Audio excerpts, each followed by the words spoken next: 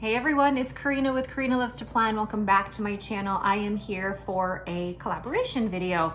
Something that Leanne likes and Simona started last year. It is the 1-year anniversary of the 8 pen questions hashtag. So we're actually doing a video every day for the month of March, and actually it's also gone into April as well. So if you are interested in taking part, I'm gonna leave a link to the whole process and the sign up in the description below. So please do join us. If you don't want to take part in a specific day and you just want to tag on to the hashtag, please do so as well.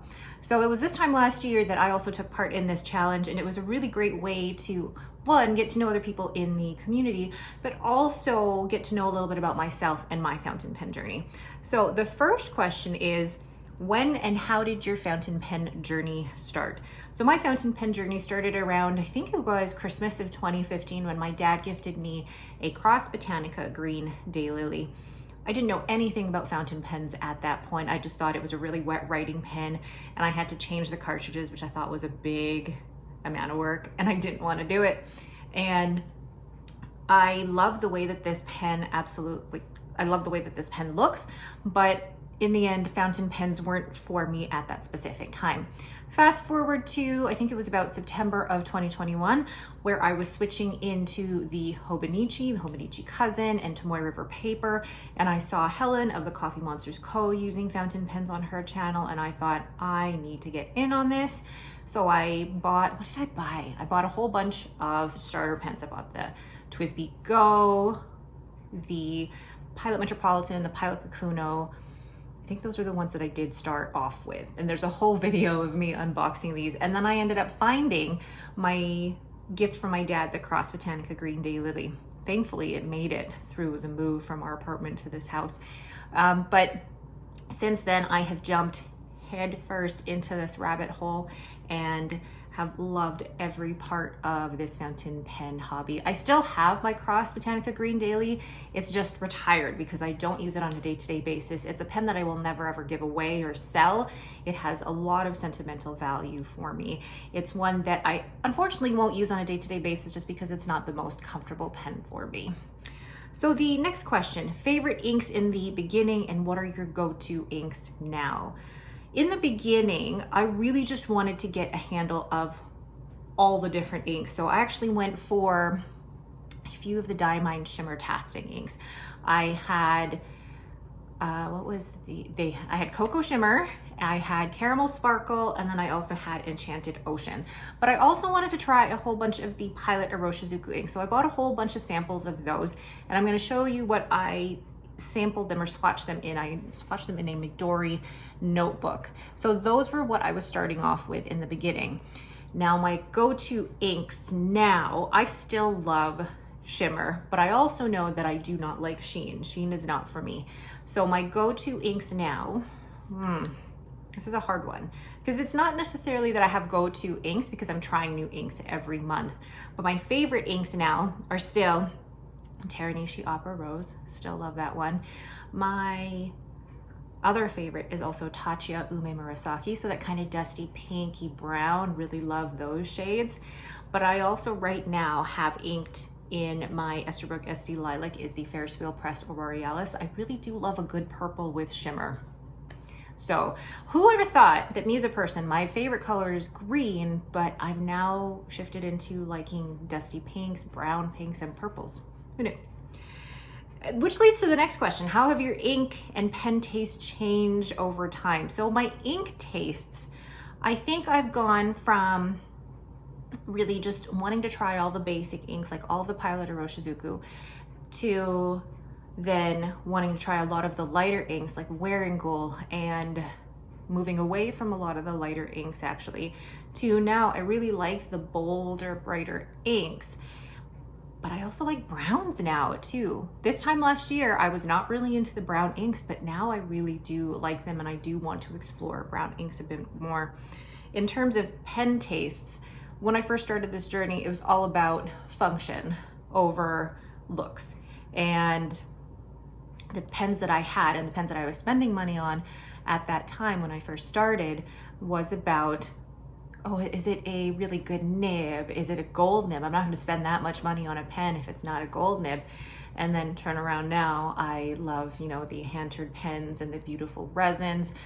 But I'm also getting into that point of my collection where, and I think this is also always going to happen to me because my tastes change a lot over time. All of 2023 was the discovery of small companies or smaller pen turners and all of the beautiful resins. I feel like coming into 2024, I'm slowing down on the resins or the hand-turned pens a little bit, but I think I'm also trying to slow down in general in terms of the types of pens that I am purchasing. I'm wanting to go for more classic looking pens that will last over time in terms of taste, if that makes sense. So are there any inks and pens that you have yet to try but would like to? There's always a pen I'd like to try. And there's always inks I'd like to try. I think there's a bunch in the Birmingham Pen Co. line that I haven't tried yet, but it is so difficult to buy samples of them, and I don't want to buy full bottles of an ink that I haven't tried yet. There are, what other inks do I want to try? I think I'm just always open to new inks, and there isn't a wish list of inks that I want to try necessarily. Whereas with pens, there's always pens I want to try. I, for example, held a Scribo Feel at the San Francisco Pen Show. Thank you very much, Jenny. And I didn't think I'd like it because of the big step from the grip to the body, but I need to try it again in order to see if it's something that I really do want to purchase in the future. What else do I want to try? I have a list. I do have a list. And where is my list? It's on my phone, which is recording me right now. I do want to try the Monarch nib again. And I did try it at the San Francisco Pen Show, but I do just want to try it one more time to make sure it's something that I do want to invest in. And what else? I do have a full wish list of pens that I want to purchase or try again. So I will refer you to that video. Put that card in the corner here because that video is a lot more comprehensive. What is your Holy Grail pen? So question number 5 is about the Holy Grail pen. And funny enough, somebody had replied to last year's video and put down a definition of what a Grail pen is, but 7 different types of Grail pen and what it could mean to the person collecting. And for me, my Grail pen last year was my Pelikan M800 Brown Black, which I did get in October. I'm very happy with that. Do I have a Grail pen now? I don't think so. I don't see it as a Grail pen per se. I just see it as a pen that I will save up for, that will take a little longer to save up for. So right now, if we're going to define it that way, my Grail pen is another Pelikan M800. It's going to be in the black this time with, I think I'm going to go with the gold trim on this one because most of my pens have a gold trim. And I want to get Rodin work done by Bocomundo. She is an amazing, amazing artist, and I've chosen to do it on a Pelikan M800 because, one, I love that size. I love the way that that nib writes, but for her specifications in the types of pens that she will do the Rodin work on, the clip has to be able to come off the pen, and she has examples of work she's done on Pelikans, so this one for me is a safer choice to go with. I haven't put in my request to be part of the wait list yet, but it is one that I am saving up for. So how many pens do I currently own? And I'm gonna bring up my spreadsheet here. I have my iPad right underneath. I've actually just sold 2 pens, and there's 2 more that are listed for being sold. So with those 2 pens that I have sold, I am down to 40. I have 40 pens, which is different from this time last year because I remember saying 30 was the number that I was happy with. So to be at 40, which will lead to the next question actually. You know, do you have a limit on pens or inks in your collection? Is it a number? Is it a feeling? When do you know that you've reached your maximum? This time last year, 30 was the maximum for me. But if I look at my stats this time last year, let's see, in March, In February and March last year, I had 28 pens. So I was getting close to that total of 30. And then here I am now, I am at 42. No, I've sold 2. Yeah, I should be at 42. Why does my list say 40? But anyway, I am at, the number that I'm at currently at the moment is one that I have a little discomfort over. I don't know how to describe my discomfort over this. I don't know if it's overwhelm or if it's just my taste changing or if it's me being okay with the collection that I have as it stands.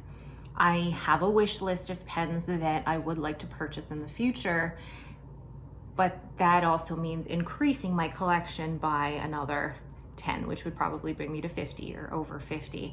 And I'm thinking, how am I going to plausibly use all of those pens in the span of a year, for example, if I'm only inking up 9 pens a month? So I think for me, it is a feeling, because the feeling that I had about the number 30 last year versus the number that I'm at now is different. But I also think the way that I've curated my collection in the last year is going to have an impact on how I feel about the collection overall. And I know that my tastes change over time, so I'm okay with being able to let go of pens to be able to bring new pens into my collection.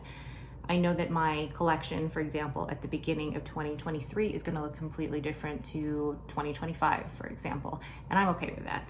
So the number for me is fluid, which is not a concrete answer at all, but for me, that limit that I'm setting myself is going to be fluid depending on where I am in my journey. Last question. What would you do if another pen or ink came along? There's always another pen or ink that comes along, and I have a whole process that I go through to consider whether or not it's something that I want to add to my collection. With inks, it's about trying samples. I'm always wanting to try samples, and I'm okay with trying samples. And when it comes to trying samples, if I get a sample that I've purchased, or if a friend was kind enough to send one to me, I swatch it in my book. And if I find that that's enough for me to have explored the ink, that I am happy to pass that on. If I feel like I need further exploration of that ink, then I will put it in a pen. But with inks, for me, it isn't as difficult to make that purchase or to let them go as it is with pens. Whereas with pens, I have given myself a rule to either stick to the pens that are currently on my wish list, or if something new does come along, I will put that pen on my wish list and keep it there for 7 days before purchasing, and then review how I feel at the end of that 7 days, because I feel that 7 days will allow me to, 1, do more research, and 2, see if I have enough funds, and 3, really discover how I feel about the pen. For example, I had found a Le Bon Rosa in that cracked ice, and I love that cracked ice resin, and I was going to purchase it as soon as I bought it, but I did that 7-day rule for myself, and by the end of that 7 days, I decided, you know what, I don't really need it in my collection. I feel like I'm at that point where I can say, I can appreciate the beauty in certain pens, and I don't have to own them. That's me. All right, I felt like I talked a lot for this video, but thank you all so much for watching. If you are interested in joining, please go down to the link in the description below for more information and to sign yourself up as well, because we're already going into April, which is fantastic. Thank you again to Leanne and to Simona for creating this hashtag, which has inspired so many people to start their YouTube channels, but to also start a conversation in this community. And for me, that's been the biggest benefit with the fountain pen hobby, is to meet others who have similar interests that I can talk to for hours, days on end about the intricacies of a fountain pen. That's what I love. All right, thank you all so much for watching, and have yourselves a great day.